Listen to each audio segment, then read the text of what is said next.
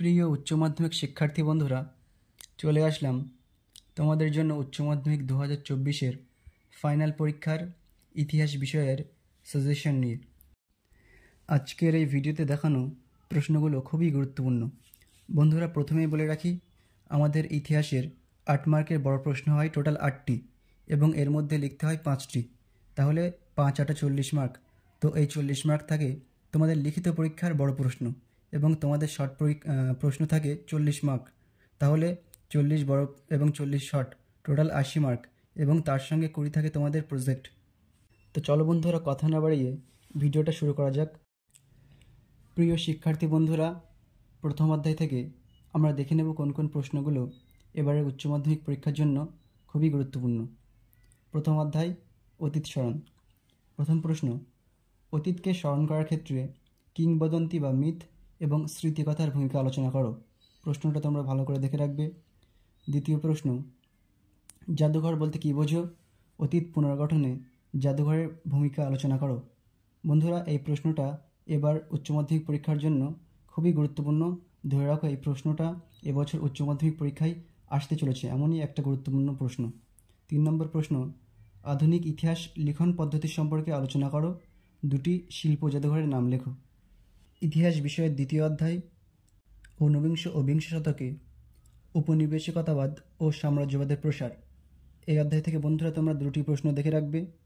তার মধ্যে প্রথম প্রশ্নটি হচ্ছে, উপনিবেশবাদ বলতে কী বোঝো? এর সঙ্গে সাম্রাজ্যবাদের সম্পর্ক নির্ধারণ করো।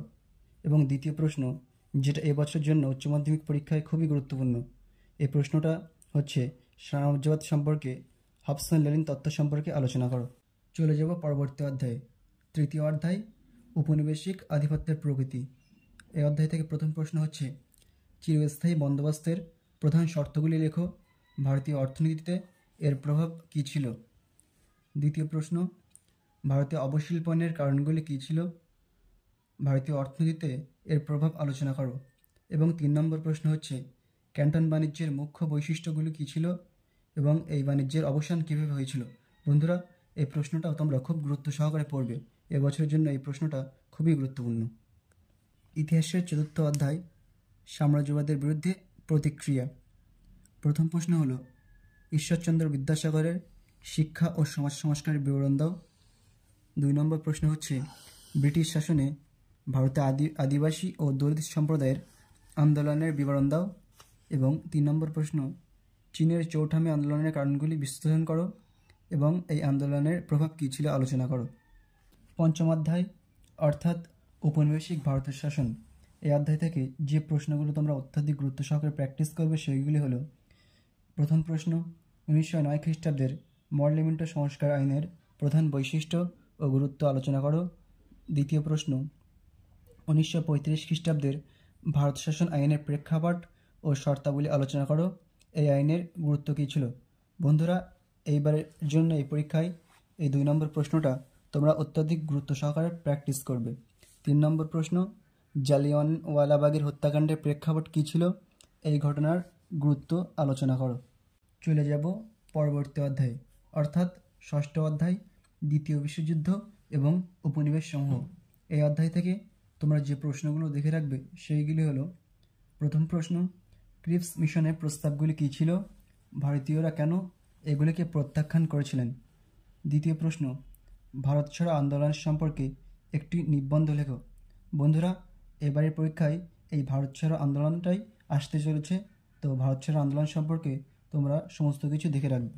তৃতীয় প্রশ্ন, 1946 সালের নৌবিদ্রোহ সম্পর্কে একটি টিকা লেখো। তো বন্ধুরা, এই ভিডিওতে দেখানো প্রশ্নগুলো কি তোমার আগে থেকেই মুখস্থ করা আছে? থাকলে কমেন্ট করে জানাও। ইতিহাস বিভাগের পরবর্তী অধ্যায়, সপ্তম অধ্যায়, ঠান্ডা লড়াইয়ের যুগ। এই অধ্যায় থেকে তোমরা যে কটি প্রশ্ন দেখে রাখবে সেইগুলির মধ্যে প্রথম প্রশ্ন হলো, ঠান্ডা লড়াই বলতে কী বোঝো? ঠান্ডা লড়াইয়ের তাত্ত্বিক ভিত্তি ব্যাখ্যা করো। দ্বিতীয় প্রশ্ন, কিউবা ক্ষেপণাস্ত্র সংকটের সংক্ষিপ্ত পরিচয় দাও। এবং 3 নম্বর প্রশ্ন, জোট নিরপেক্ষ নীতি কী ছিল? জোট নিরপেক্ষ আন্দোলনের উদ্দেশ্য আলোচনা করো।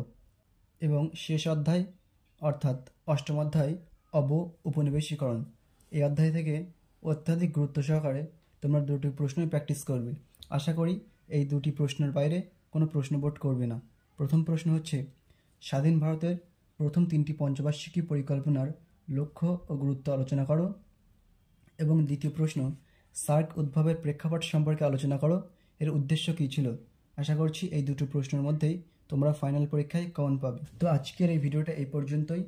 এই ভিডিওতে দেখানো প্রশ্নগুলো তোমরা পরীক্ষার আগে খুব গুরুত্ব সহকারে প্র্যাকটিস করো। তো ভিডিওটা এখানেই শেষ করলাম।